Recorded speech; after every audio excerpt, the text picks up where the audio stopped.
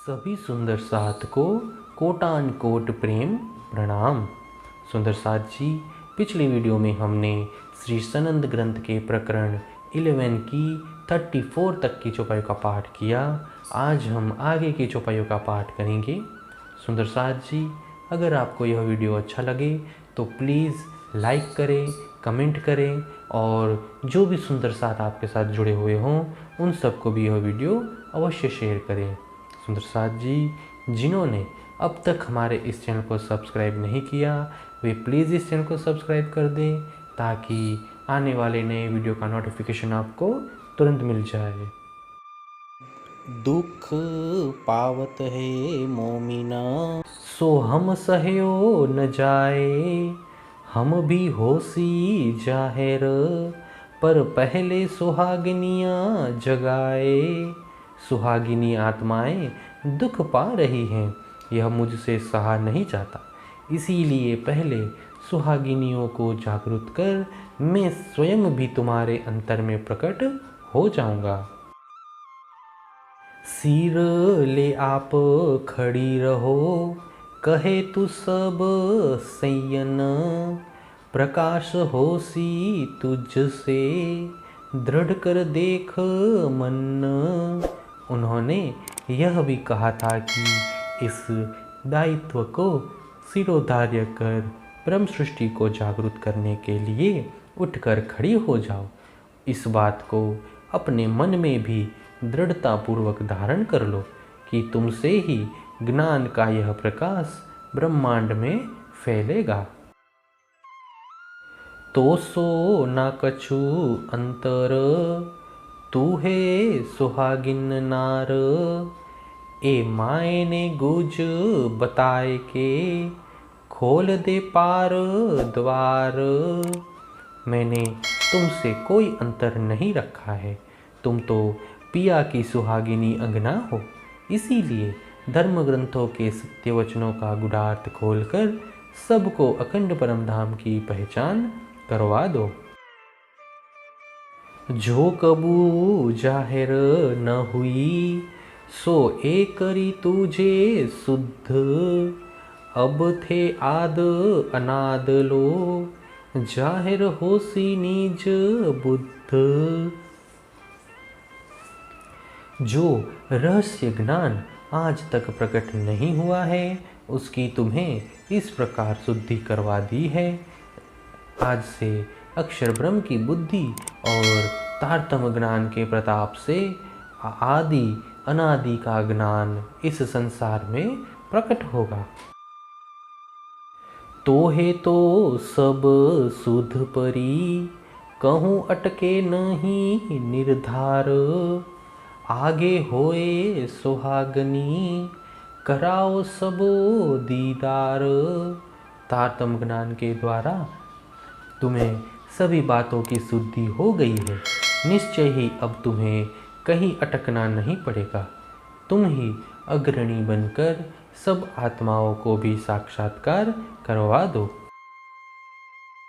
14 तबक कायम होए सी, सब हुकुम के प्रताप, ए शोभा तुझे सुहागनी जिन जुदी जाने आप। पर ब्रह्म परमात्मा के आदेश के प्रताप से 14 लोकों के सभी प्राणी अखंड हो जाएंगे, अर्थात एक रूप हो जाएंगे। हे सुहागिनी, यह संपूर्ण शोभा तुझे मिलेगी, तुम स्वयं को मुझसे भिन्न मत समझना। जो कोई शब्द संसार में ना खुले मायने कब, सो सब खातर मोमिनो तू खोल सी मायने अब। संसार में जितने धर्म ग्रंथ हैं उनके गूढ़ार्थ आज तक स्पष्ट नहीं हुए हैं। ब्रह्म आत्माओं के लिए तुम उन सब गूढ़ार्थों को स्पष्ट करोगे। तू देख दिल विचार के उड़ जासी असत, सारों के सुख कारणे तू जाहिर भई महामत। तुम अपने हृदय में विचार कर देखो, तुम्हारे द्वारा जगत का समस्त अज्ञान नष्ट हो जाएगा। सबको अलौकिक सुख देने के लिए ही तुम महामती के रूप में प्रकट हुए हो। खेल किया तुम खातर, सो तू कहो आगे मोमिन। पहले खेल दिखाए के पीछे मूल वतन। सभी ब्रह्मात्माओं को कहना कि यह खेल तुम्हारे लिए ही बनाया गया है, इसीलिए पहले इसे भली भांति दिखाकर फिर तुम्हें परमधाम में जागृत करेंगे। अंतर रूहो सो जिन करो, जो मोमिन है अरस घर। पीछे 14 तबक में जाहिर होसी आखर। जो परमधाम की ब्रह्मांगनाएं हैं, उनके साथ किसी भी प्रकार का अंतर मत करना, फिर तो अंतिम वेला में ज्ञान का यह सुख 14 लोकों में सर्वत्र फैल जाएगा। बड़ा सुख आगे मोमिन, पीछे सुख संसार। एक दिन सब होए सी, घर घर सुख अपार। सबसे पहले ब्रह्म आत्माओं को विशेष सुख देना है, फिर सारे संसार में यह वितरित होगा।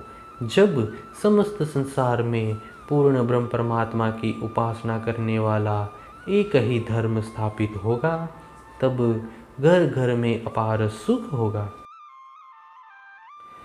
ते वचन कहे जो मुख थे, होसी तिन से बड़ो प्रकाश। असत उड़सी तुल ज्यों, होसी कुफर सब नाश। तुम्हारे मुख से निस्तृत तारतम ज्ञान के वचनों के द्वारा संसार में ज्ञान की अगाध ज्योति फैली जाएगी, जिससे असत्य वस्तु रुई के रेशे की भांति उड़कर नष्ट हो जाएगी और अज्ञान रूपी अंधकार भी मिट जाएगा।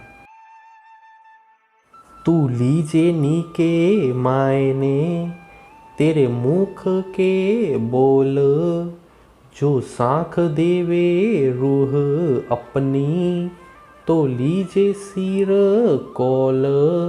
तुम स्वयं भी अपने मुख से निस्तृत वचनों के गूढ़ आशय को भली भांति आत्मसात करना।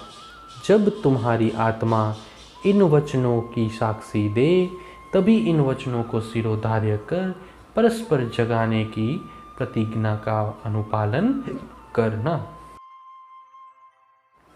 देत हो बल सबन को, जो है असलू मोमिन।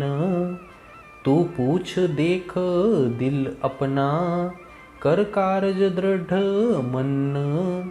जो वास्तव में ब्रह्म आत्माएं हैं, उन सब को मैं अपना आवेश बल प्रदान करूँगा। इसीलिए तू अपनी अंतरात्मा से पूछ कर देख और अपने मन को दृढ़ कर जागने का कार्य कर।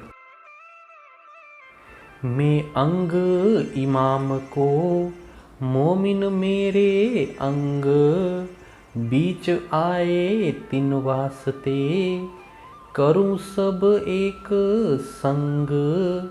इंद्रावती कहती है, मैं सतगुरु की अंगना हूँ और ब्रह्म आत्माएं मेरी ही अंग स्वरूपा है। सतगुरु इन्हीं ब्रह्म आत्माओं के लिए इस संसार में आए हैं। अब सभी को जागृत कर एक साथ मिला दूं। प्रकरण 11 चौपाई 247। इसी के साथ श्री सनंद ग्रंथ के प्रकरण 11 पूर्ण होता है। आगे के वीडियो में हम आगे के प्रकरणों का पाठ करेंगे।